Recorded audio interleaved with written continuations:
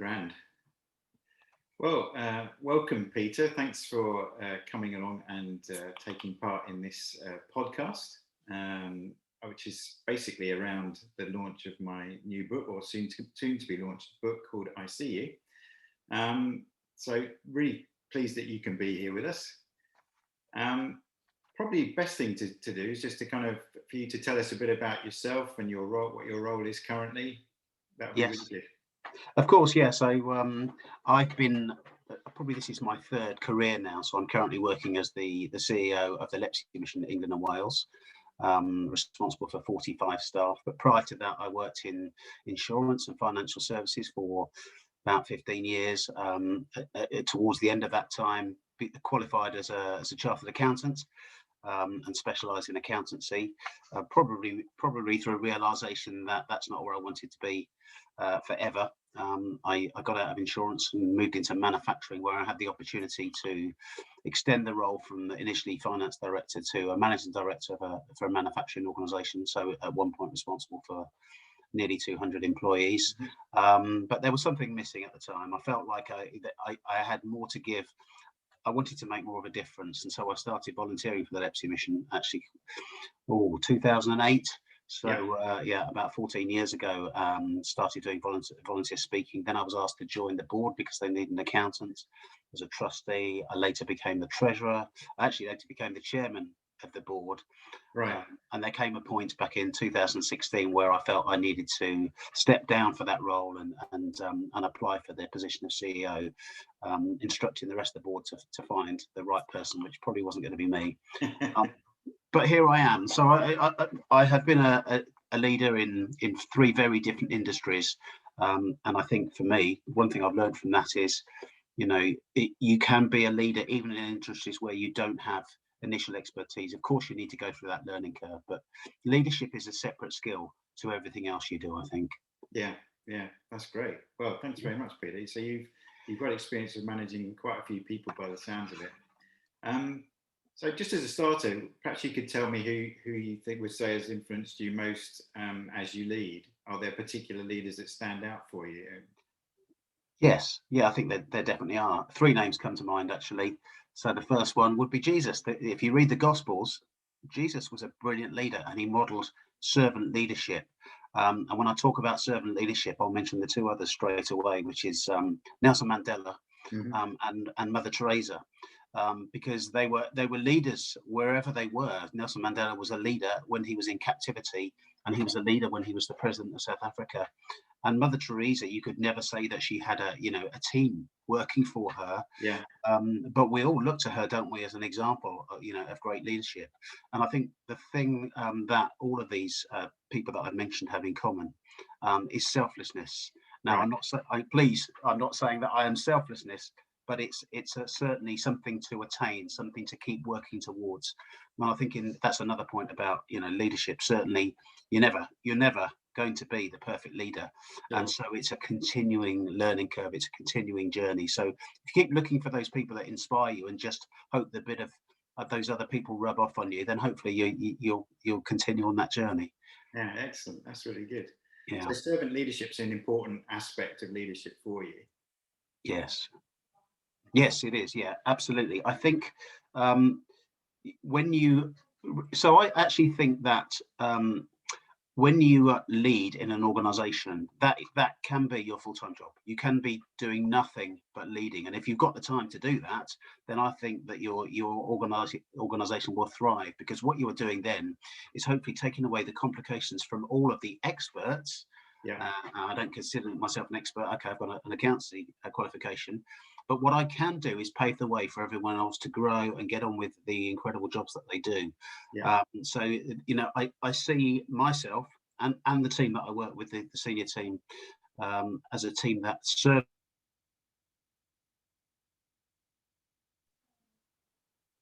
Sorry, you just cut out there. Do you want to? Oh, did I? Yes. So I see myself and my senior team, as servant leaders. We're there to serve the organisation and serve all the people that we work with, so they can continue with actually moving the organisation forward. Brilliant. Yeah, thank you, Peter. Okay. Well, why do you think leadership is such a critical issue at this time? Yeah. So I think we're in a pandemic, aren't we? We're working remotely. Some people have thrived, particularly specialists, in their area. They've enjoyed that, probably time to be on their own and focus on what they do well. Yeah.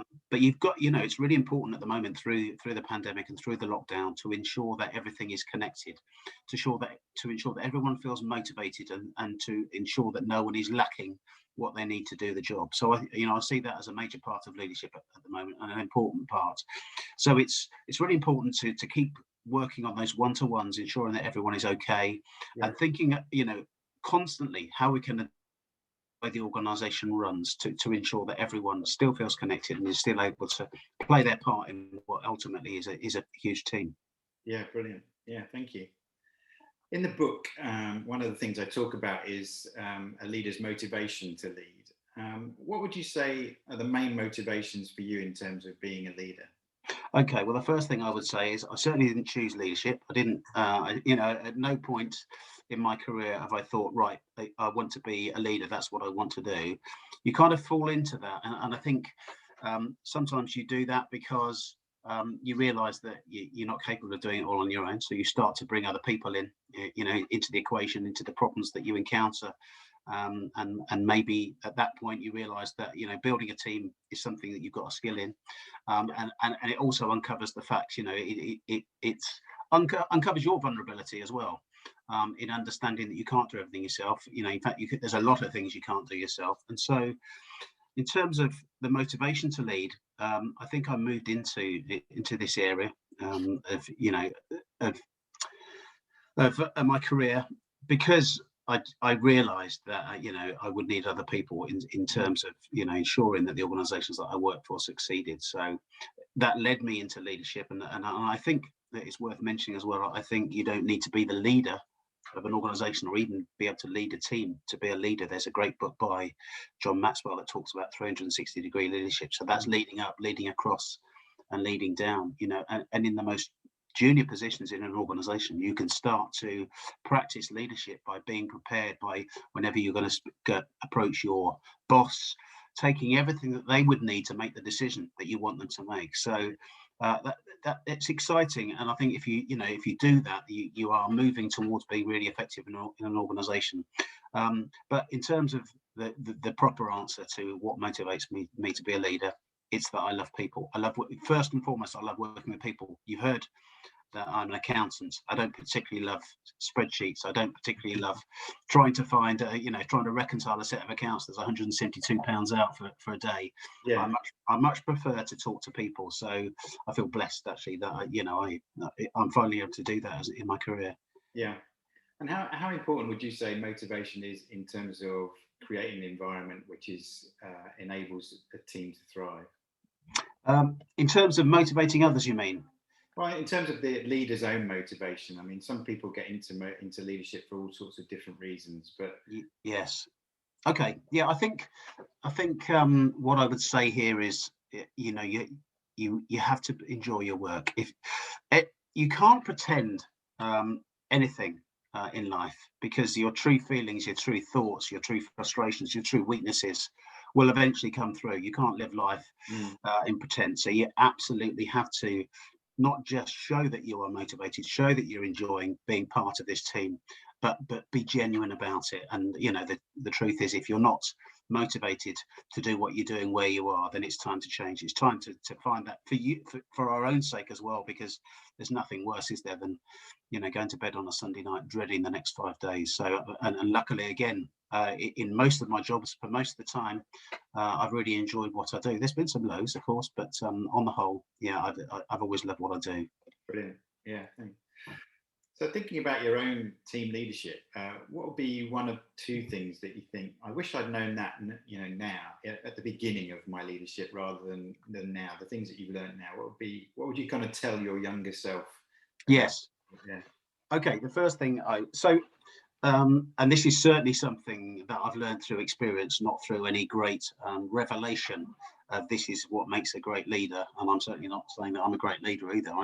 I'm still learning. But I've found myself in a really privileged position now because, as I've said, I worked in a manufacturing organisation responsible for 200 people, Sure. and it was tough at times. And I've seen subsidiaries struggling financially, but I've now arrived in a job that I would never want to change.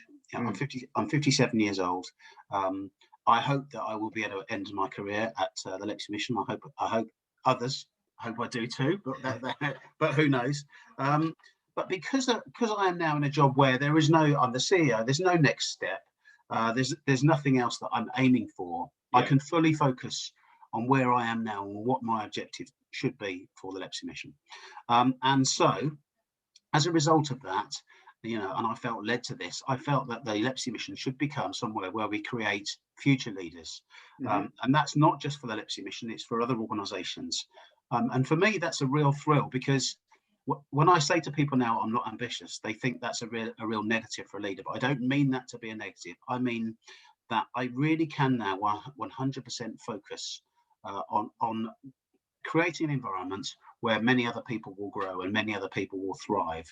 And it's a thrill. Now, actually, probably ambition frustrates you. Ambition also means that you've never quite arrived at where you want to be. Right. So I think the biggest lesson that I've had through my career is arriving where I am now and realizing that actually, if you take away the ambition for yourself and make your ambition about realizing other people's ambitions, then your own ambition takes care of itself. Because if you focus on other people as a leader, you're only as good as the team that you cultivate, that you create. And I'm blessed to have an amazing team, but I'm also blessed at the moment to be able to be part of this ongoing pursuit of excellence in the organization, which we will continually aim for. So I think that understanding that as a leader, you will only be as good as the team that you lead. It frees you to not worry about bringing people in with far more expertise than you, frees you not to be threatened by anyone else, because as a leader, ultimately you shine when your team shines. Yeah. So you see in that a kind of win-win type situation for everybody. Yes, that's right. And you mentioned one of two things. So the second one, quickly, I would say, is, and I've mentioned this a few minutes ago, is that understand that leadership is a role all of itself. And the bigger the organization gets, the more time the people responsible for leadership need to spend on leadership. And leadership is something very autonomous for everything else you do. So when someone in our organization joins the senior management team, yes, of course, they're bringing individual skill, but they're joining and adding to their job description. They're not coming in just to contribute what they know about their technical area. They're coming in because they are showing a real skill at being a leader. Yeah, brilliant. Yeah, that's really good. Thanks, Peter. One of the things that I do in terms of training teams is one of the things I've noticed is that, and research sort of bears this out, is that teams are often not reaching their potential. In fact, could be around sort of 60% of their potential. What, in terms of your observations, what do you think gets in the way of teams performing to their potential, do you think? Yeah, okay. Busyness. This isn't my quote. I heard this at a seminar about 18 months ago, and we were talking about appraisals. And they said, so many people in appraisals focus on what people aren't good at. These are things we need to talk about because you're not good at this, so I need to tell you how to be good at this. Right. Which actually is a bit crazy, because if somebody's not very good at it, but they've got strengths in other areas, you should be taking away what they're not good at and giving it to someone else, so that they can focus on what they're good at. So it's really is, finding that area of expertise for each individual where they can contribute to the team and feel really fulfilled in what they do. So it's, don't get frustrated. Look for people's gifts and use them to maximize their contribution to the organization. So I think that would be a big stepping stone. I've got to say that training is really important. I was really delighted when I came into the Leipzig Mission to find that there was a big training budget, so we would continually think about what we need. Now, I worked for in my previous company. We didn't have a big training budget, and we didn't. I believe we didn't provide the training that was required, and I think that held the organisation back a bit. It was very successful in many ways. Yeah. But I've learned again now the importance of training, and sometimes you don't realise how important it is until you've gone through it. And sometimes with training and indeed further education, it's not the technical skills that you're learning. It's just the way you're being learned to think outside the box. It broadens your mind, it broadens your horizons, and means that you tackle all sorts of things in a more progressive way. So I think training is also very important. Yeah, great. Yeah, it's interesting, isn't it? Because I think, at school we're almost taught, that we have to kind of bring our weaknesses up to some kind of level and that kind of thing. I mean, I know that we have to kind of get some kind of basic education, but it's much better, I guess, to major on people's strengths and building teams. Oh, of course. Yes. Yeah. And we all want to do the things that we enjoy doing, don't we? So if someone's not very good at something, it will 95% mean that they're not enjoying it as well. So they're not going to be motivated, clearly. Yeah, that's a really good point, isn't it? It's interesting. We sometimes we don't figure out that people are better at what they enjoy. Yes. Yeah, absolutely. Yeah. Very good. So in your experience, how important have you found that good communication is in building an effective team? Yeah, it's vitally important. People need to know where they stand. So I mentioned the seminar I went on about 18 months ago about appraisals. Particularly when you're thinking about millennials, they don't want to be falsely praised. They want to be cared for. So I think emotional intelligence is really important here. Yeah. But they also want honesty. They want feedback, but the feedback has to come with mentoring, with advice about how to change. And I think that if communication is false, if it feels as if it's coming out of the wrong motives, then it won't be effective. But if communication is to ensure that everyone is fully included, so that's two-way communication. Everyone has the ability to feedback. So I would never move. There are occasionally some decisions you have to make where you can't discuss, obviously, but on most occasions when you want to introduce change, when you're thinking of doing something new, the best thing you can do is say, we haven't made the decision yet, what does everyone think? Because you'll learn lots in that process, but everyone will feel included as well. Yeah. So I think communication at all levels is absolutely vital. So you would say that, making sure that everybody has the opportunity to be heard is a really important factor for you. Yeah, very important. We've had, so in the pandemic, we've introduced a couple of initiatives at the Leadership Mission. So we've always had the occasional staff meeting where everyone's included. We make that a 4-hour meeting once a month on a Wednesday morning, where we share as much as we can. That's a chance for people to ask lots of questions as well. And then we were doing it weekly. We just moved it to 2 weekly now because more people are returning to the office. Yeah. We have something called Team Talk. So it's 30 minutes long. We all get on Zoom, so that's about 45 of us, and we just say what's been happening in your team. And that's been really exciting, actually, for the last 3 months. I'm learning things. I'm learning what the teams are getting up to. They're stuck at home, and we're all sharing. It's a time to celebrate good news with each other as well. So that's been really worthwhile, and that's to replace the coffee chats. Going into the canteen, grabbing a coffee, and the informal chats that we have. Yeah. We realised that we were, after 15 months in lockdown, we were starting to miss that.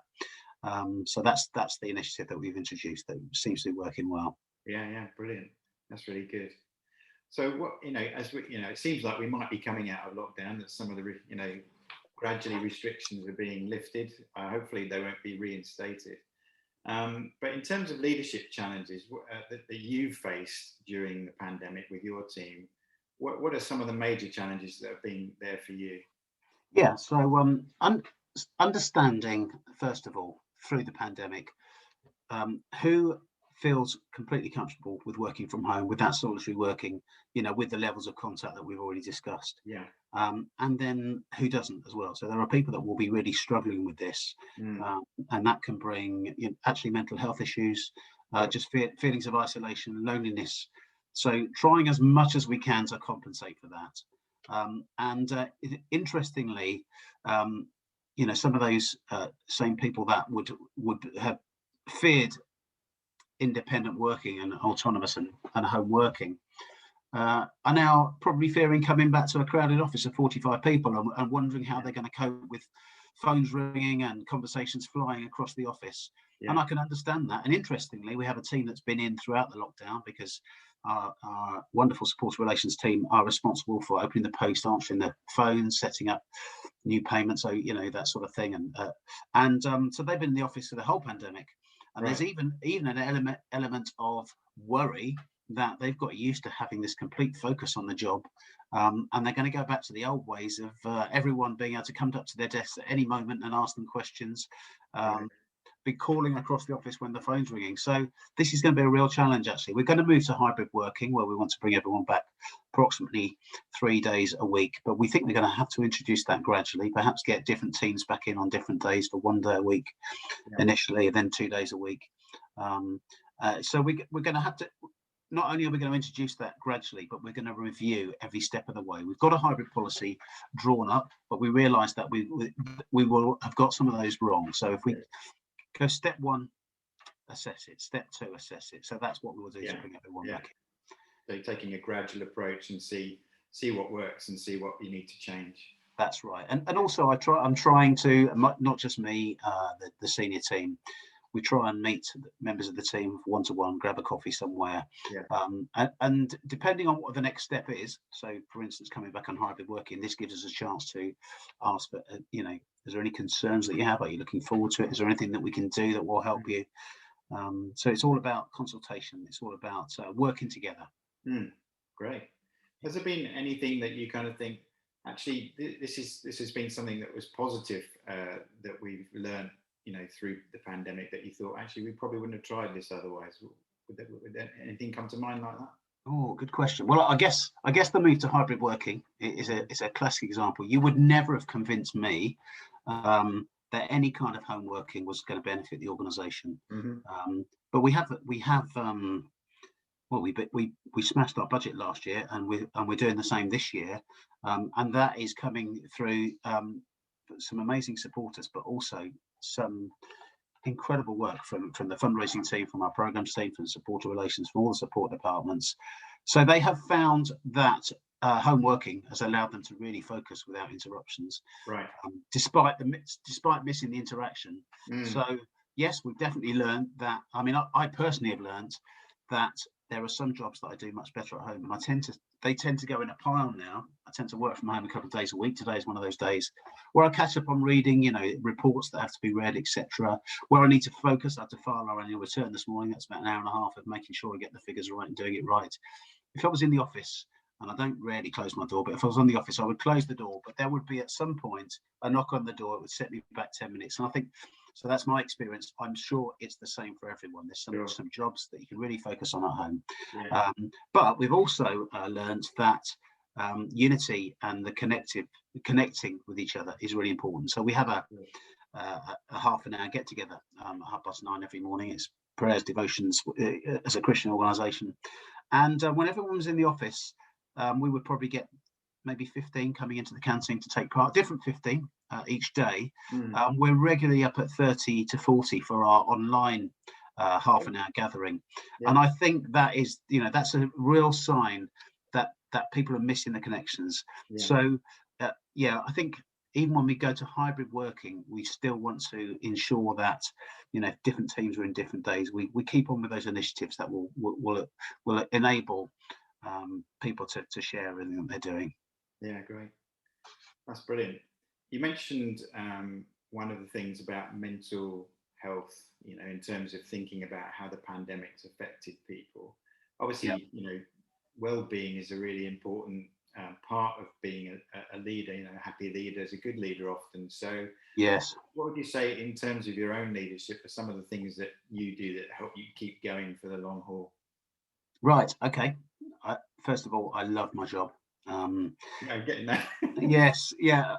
I've never been in a role that I haven't liked, but I have been in a role where there's really tough moments. So again, this is about building a team around you that supports you. You obviously, I've talked about supporting the team. But I have a senior team, and actually that goes beyond the senior team as well. That looks out for me. That I think there's a real level of trust that allows me as a leader to be vulnerable, and so for other people to support me. And I talked about leading up earlier. Mm, I'm constantly in awe of the people that walk into my office and take the pressure off me and say, I've done this, brilliant. so that enables me to cope. The worst thing for me, the thing that really gets me down, is emails. I haven't got the answer to that. So if anyone out there listening knows how to cope with the many emails that come each day, and not allow those to drown you, I'd love some advice on that. So I Sure. certainly haven't cracked that problem. Yeah, have to get some AI involved or something. Yes, yeah. Yeah, that's great. So what do you do to relax? Okay. I love reading. Hmm. So I try twice a year to go on holiday, but not stay at home. I love the sun. It's the only time of the year where I put everything down. I can read 5 or 6 books on a week away in the sunshine. That's been a bit difficult for the last 18 months, but I did manage a week in Cornwall about 3 weeks ago. But actually, they're really special times, and I'm completely refreshed for that. And I feel like I get to the point where every 3 or 4 months I need that, and Yeah. that's been a problem in the pandemic. I have done 2 or 3 times since I joined the Leipzig mission. I've been away on a 2 or 3 day retreat, so I've just Mm, gone off completely on my own, and just had some me time. yeah. Probably, I probably still look at my emails when I'm on holiday, but when I go on the retreats, that's the one time that I disconnect the phone and the laptop, and I have 2 or 3 days completely. And it's amazing, the body's powers of recovery. Actually, Yeah. just taking a couple of days out, you really can refuel and be ready for the next challenges that come your way. Yeah, brilliant. That's really So good. sport as well. I'm a season ticket holder at Northampton Town Football Club for my sins. Okay. I love cricket. I try and get a ticket to go to Lords to watch the Test match a couple of times a year, and there's plenty of sport on TV as well to watch. Yes, it's been it's a bit of a summer of sport, isn't It has, yes. it? Brilliant. So, what one or two pieces of advice would you offer to other team leaders of teams? Yeah. Okay. Yeah. So put your people first, and you'll be surprised how quickly that returns the favor of putting you first. Because if you put other people first and you grow your team, then you will be credited for that. Your boss, for me, it's a board of trustees, will see how the mission is thriving, and they're doing that not through my performance, but through the performance of the team. So do everything you can to enable your team to thrive, to be motivated, to enjoy the work.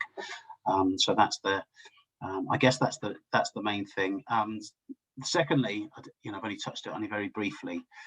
Emotional intelligence, for Mm, me, in leadership is everything. And emotional intelligence starts with self-awareness. Know yourself, know your weaknesses, and compensate for those weaknesses. Know what winds you up, knows what can make you react negatively, to ensure that you can control those emotions.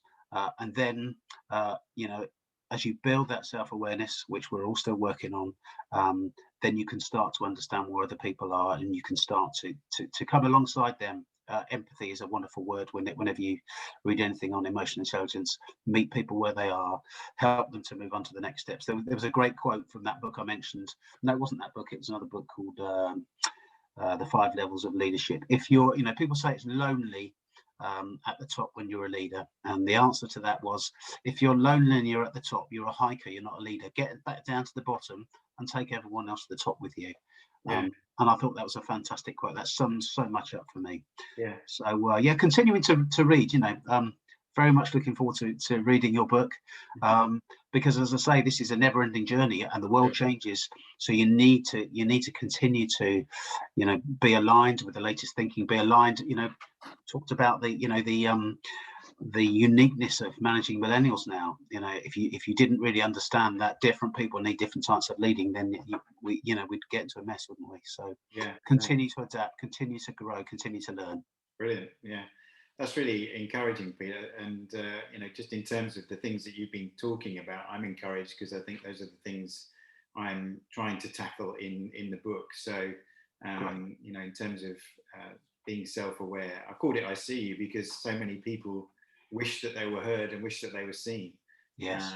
And we as you say, we've got generations coming through, millennial generation already with us, and the Gen Z coming through, who really do want to know that leaders care about them and want to develop them, want to see them grow. And I'm really excited, actually, because I think that one of the things the pandemic has done has actually accelerated this process of leadership being about influence. Yes.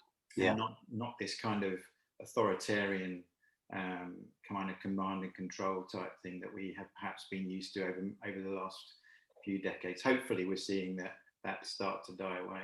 I think so. I think some of the skills that we talk about now in leadership would have been dismissed probably only 10 years ago, as as being crazy. But I think it's a new season, isn't it? In so many ways. Yeah. Well, thank you very much, Peter. It's been great to be on with you, and look forward to catching up with you again very shortly. Yeah. Well, thanks for including me. Thanks, Mark.